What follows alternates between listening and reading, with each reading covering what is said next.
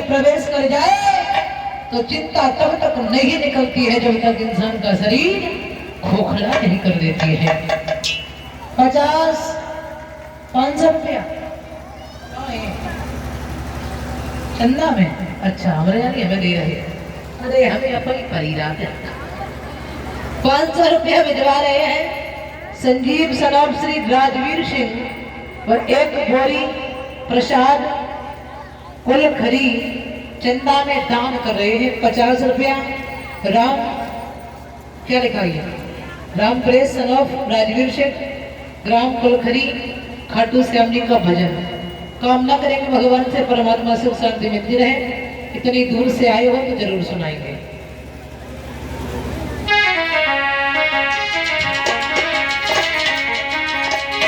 बोलिए गोविंद भगवान की।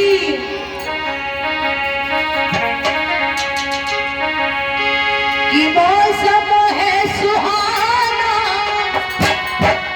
और जीना लगे, सावरे नहीं जाना जीना लगे, सावरे नहीं जाना भूलना।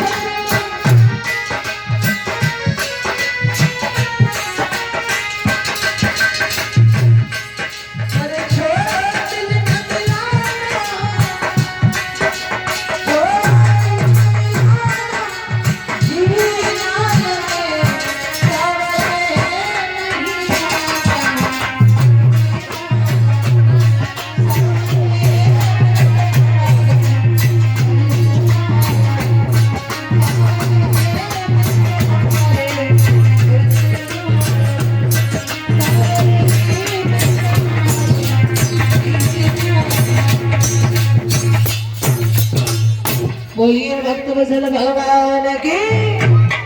आज बाबा नारद ने राजा कंस से कहा तो एक पत्र लिखो, और जैसे ही पत्र लिखा, पत्र लिखने के बाद यादवों के परम हितैषी चाचा अक्रूर जी के हाथ में वो पत्र दिया है। अक्रूर पत्र लेकर जैसे ही पहुंचे मथुरा से वृंदावन की ओर, भगवान कन्हैया यशोदा मैया बाबा नंद पास में बैठे हुए हैं। और बैठने के बाद धीरे धीरे महाराज जैसे ही अक्रूर जी ने वो पत्र यशोदा मैया को दिया, यशोदा पत्र पढ़ करके रोने लगी है। कहने लगी कंस अभी भी पीछा नहीं छोड़ रहा है। नंद बाबा ने वो पत्र देखा तो कहने लगे कन्हैया तुम मथुरा में मत जाना, वो पापी है, वो दुष्ट है, कंस राक्षस प्रवृत्ति का है, वो तुम्हें जीवित नहीं छोड़ेगा। श्याम सुंदर कहने लगे बाबा मैं जरूर जाऊंगा चाहे कुछ भी हो जाए। यदि मेरे मामा कंस ने मुझे धनुष यज्ञ में बुलाया है तो मैं जाने में देरी नहीं करूंगा। भक्तों अक्रूर जी का रथ देखते ही अब तो सभी ग्वाल वाले दौड़े दौड़े आए और आने के बाद में कहने लगे यशोदा मैया कन्हैया कहाँ जा रहे हैं। जैसे ही यशोदा मैया ने कहा कन्हैया वृंदावन छोड़कर मथुरा नगरी के लिए जा रहे हैं, अब तो ग्वाल वालों की मानो दो दशा हो गई है जो कहने में नहीं आ रही है। ग्वाल वाले पशु पक्षी जीव जंतु बाबा नंद मैया यशोदा आज कन्हैया के मथुरा जाने पर सब विलाप कर रहे थे, रो रहे हैं। यशोदा ने एकदम लाला को हृदय से लगाया और लगाने के बाद में यशोदा बोली लाला ये बता तू हमें छोड़ करके जा रहा है तो लौट करके कब आएगा। कन्हैया बोले मैया तू चिंता मत कर, मैं तुमसे परसों का वादा करके जाता हूँ माँ, मैं परसों लौट करके जरूर आऊंगा। प्रेम की दीवानी राधा रानी ने सुना कि आज मेरे प्राणों के प्यारे मोहन मथुरा के लिए जा रहे हैं। राधा चलते ही श्याम सुंदर का रथ तैयार हुआ। रथ तैयार होने के बाद कन्हैया जैसे ही रथ में बैठे आज राधा रथ के आगे खड़े होकर के रोने लगी। श्याम श्याम सजना सखारे जाते परने न मरेंगे रो विधना ऐसी ने न कीजियो जब भोर कभू न हो। कन्हैया तो हमें छोड़ करके जा रहा है श्याम, मगर ये बता दे कि लौट करके कब आएगा, लौट करके कब आएगा मेरे गोविंद। और आज रथ के आगे राधा खड़े होकर के कहने लगी है क्या कि रोई गई राधा सुकुमारी पकड़ श्याम।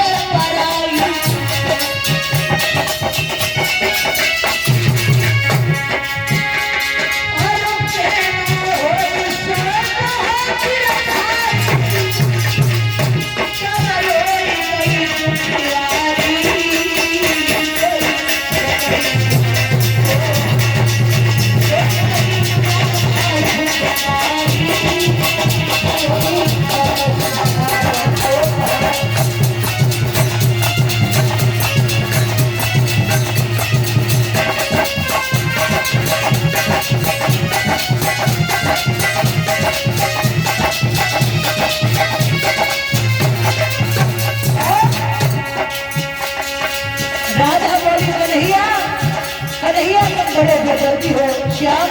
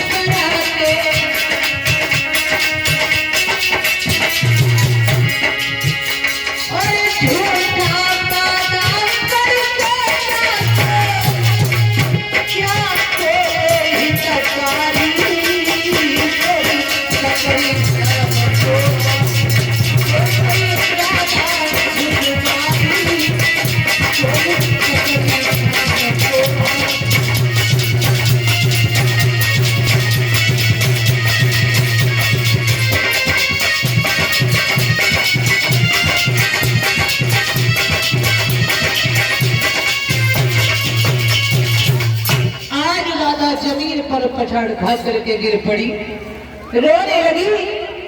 एकदम से भगवान कन्हैया से राधा रानी बोली, श्याम तुम लौट करके कब जा पाओगे? मेरे पास में एक दिल है, एक मन है। इस मन को श्याम ने तेरे अलावा किसी और को नहीं दिया। अगर तू ये मन लेकर के जा रहा है, अगर हम जिएंगे तो जिए किसके सहारे? याद रखना भक्तों, जैसे ही कन्हैया ने कहा राधा तुम चिंता मत करो, परसों लौट करके आएंगे, ग्वाल वालों को रथ में बिठाकर भगवान श्याम सुंदर जैसे ही आगे बढ़े, तो आगे बढ़कर के महाराज सबसे पहले वहां पहुंचे। यमुना के किनारे रात्रि का समय है। अब यमुना के किनारे पहुंचे तो यमुना के किनारे ही राजा कंस का बगीचा है। बगीचा में सारी रात भगवान कन्हैया ने भ्रमण किया। प्रातः काल होते ही जब यमुना के किनारे पहुंचे तो यमुना के किनारे राजा कंस का जो धोबी है वो राजा कंस के वस्त्रों को धुल रहा है। श्याम सुंदर ने इसी बीच में 50 रुपया भिजवा रहे हैं शेखर यादव, सक्षम यादव, भतीजे राम कुमार यादव, पावन नाम सूरजपुरा से। लगाई मुझसे प्रीत क्यों तोड़ी रे।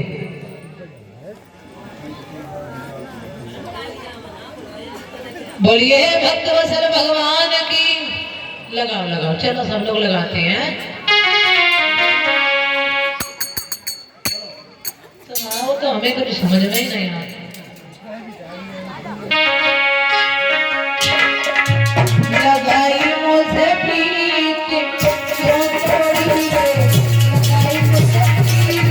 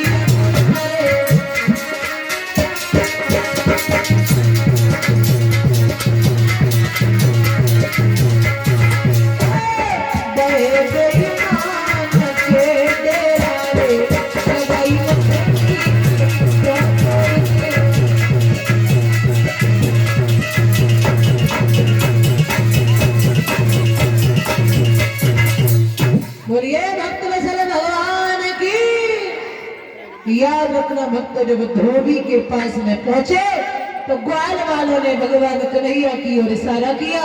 कहा धोब भैया धोबी से कहो ना हमें अच्छे अच्छे वस्त्र ही हमें दे दे। अरे हम तो ग्वाल वाल ही, भला हमारे पास में अच्छे वस्त्र भी नहीं है। अगर मामा कंस के वस्त्र मिल जाएंगे तो हम पहन के यज्ञ में चलेंगे, बहुत अच्छे लगेंगे। भगवान कन्हैया ने कहा भैया धोबी हमें अपने वस्त्रों को दे दो। ग्वाल वाल ये वस्त्र पहन करके मामा कंस के यज्ञ में जाएंगे। एकदम धोबी की लगाई, आप क्या कह रहे हो? कंस के वस्त्रों को पहनने के लिए सुंदर चेहरा होना चाहिए, सुंदर शरीर होना चाहिए, और क्या तुम इस लायक हो? भगवान कन्हैया बोले धोबी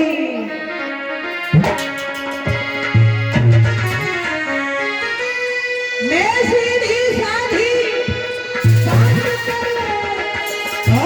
उल्टा सीधा चलता है। मेरे मीठे वचनों पे ना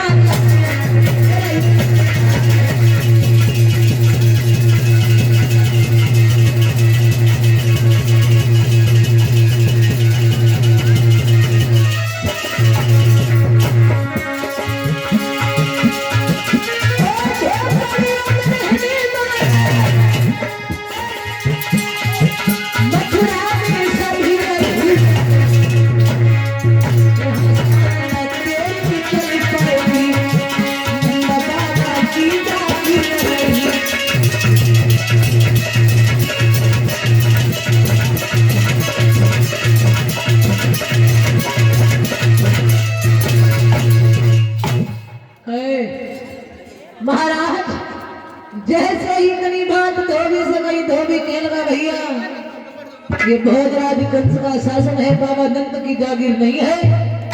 धोबी के गाल पे तमाचा मारा, धोबी वहीं खत्म हो गया। गाल वालों ने वस्त्र पहने आगे बढ़े।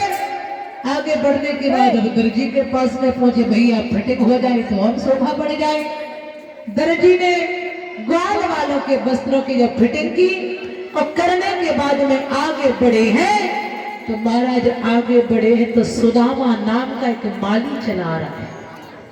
जब सुदामा नाम का माली चला रहा है, ग्वाल वाल बोले कि भैया इस माली से कह दो ना हमें अच्छी अच्छी मालाएं दे दे, गले में डालेंगे सुबह और बढ़ जाएगी। सुदामा नाम के माली ने मालाएं पहनाई। माला पहनने के बाद आगे बढ़े तो सामने से राजा कंस की दासी चली आ रही है, जिसका नाम है कुब्जा। और कुब्जा भैया देखने में इतनी कुरूप है, इतनी काली है। एकदम से भगवान कन्हैया ग्वाल वालों से बोले भैया अब इस कुब्जा से भी कहें क्या? बोले हाँ, कुब्जा चली आ रही है श्याम सुंदर की ओर। ग्वाल वालों ने इशारा किया तो न तिलक लगाए अच्छी लगेगी। कुब्जा की ओर आगे बढ़े तो कुब्जा जब मस्तक तक नहीं पहुंच पा रही है, लेकिन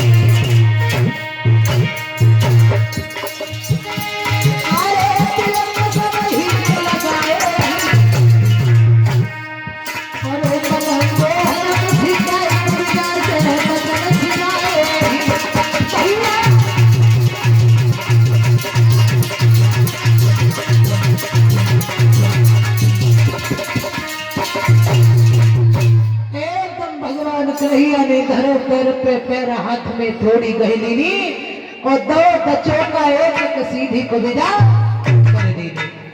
कुब्जा के हाथ जब थोड़ी से लगाया, कुब्जा 3 बार चट्ट चट्ट देवी के समान सुंदर बनी गई है। 50 रुपया भिजवा रहे हैं रतन सिंह यादव, पावन धाम सूरजपुरा से। 50 रुपया बिक्की यादव, धेवते सूरत सहाय ग्राम अमृतपुर से। कामना करेंगे भगवान सुख शांति मिलती रहे, आगे बढ़ते रहें। बोलिए बालकृष्ण लाल की।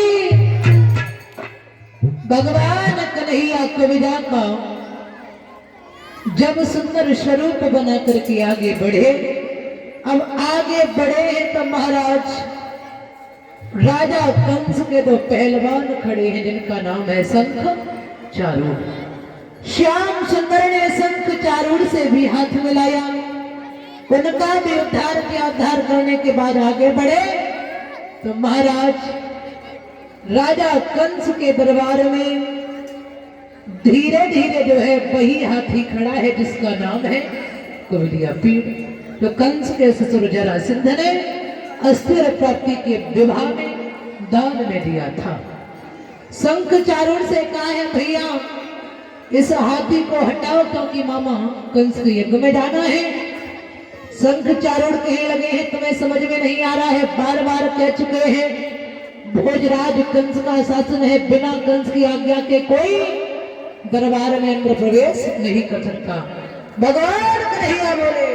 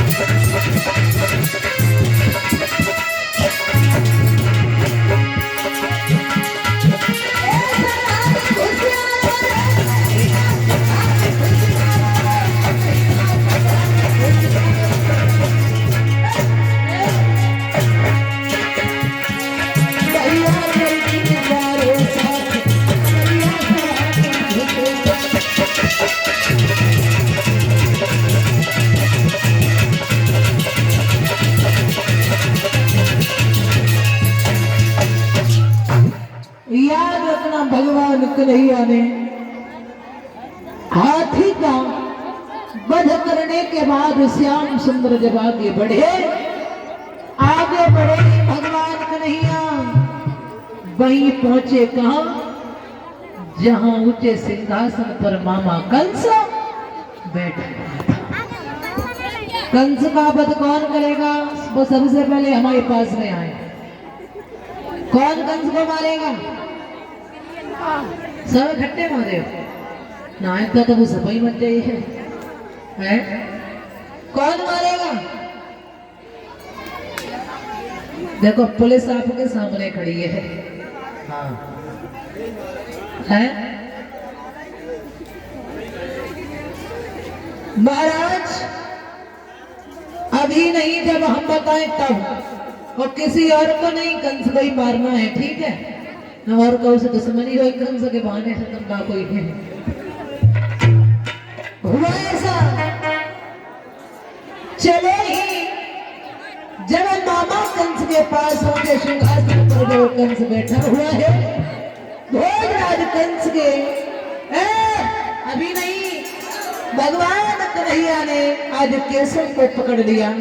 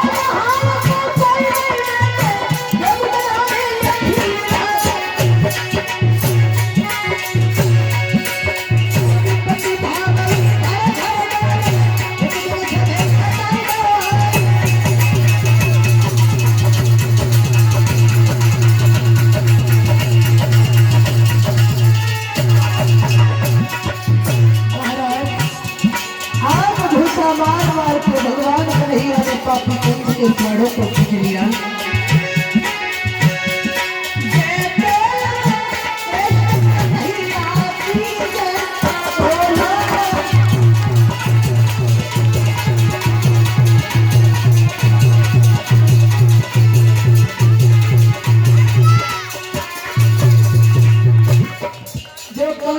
बंस के हैं वो ताली नहीं बजाएंगे, जो कन्हैया के बंस नहीं वो ताली सब बजाएंगे।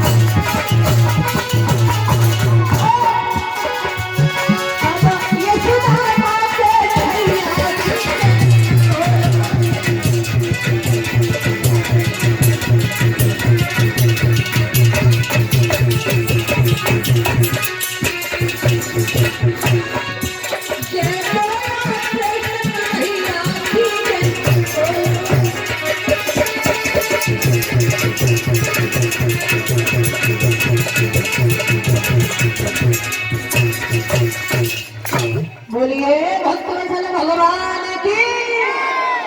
अब जब बताओ कंस मारा गया, खुशी किसे किसे हुई है वो हाथ ऊपर करे। सब है भाई, है सबको खुशी भाई, तो बहुत अच्छी बात। महाराज अब खुशी वही है तो माता बहने बधाई डाल ले, बाकी बाद में आरती करवाएं, ठीक है।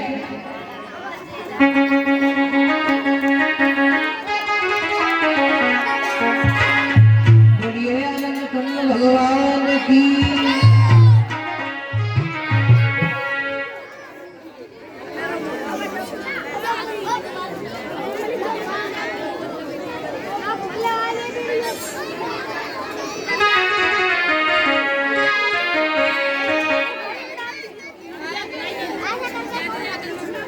खाने के लिए तो लेना जाए।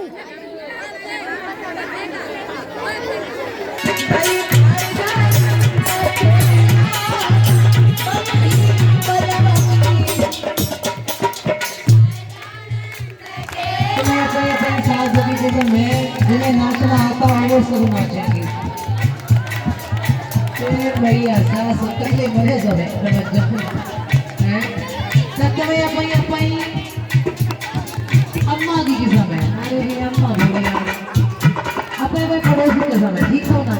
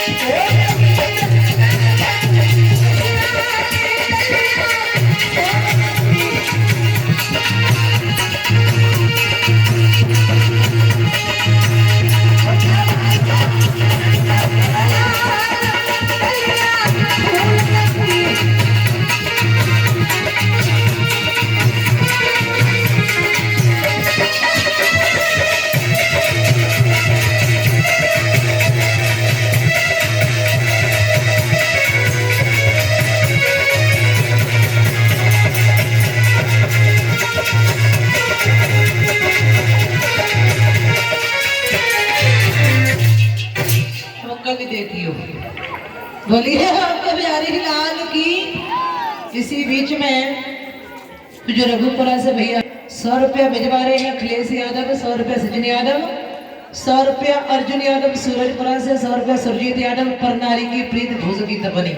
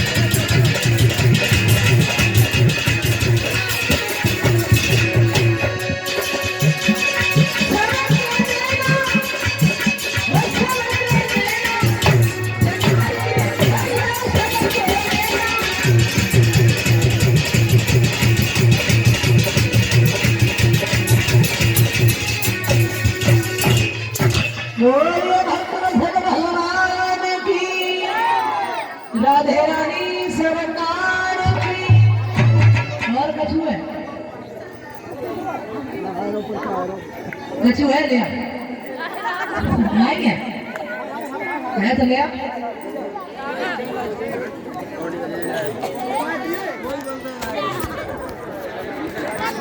विजय टेंट हाउस 100 रुपया अखिलेश यादव विजय के भाई रघुपुरा 100 रुपया अर्जुन यादव 200 रुपया ले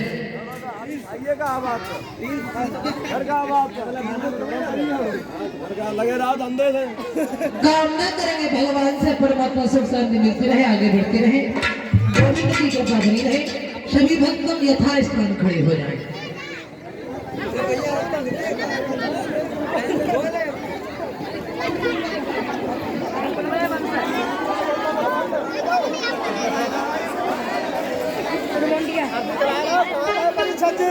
परीक्षित महाराज ये भूपति महाराज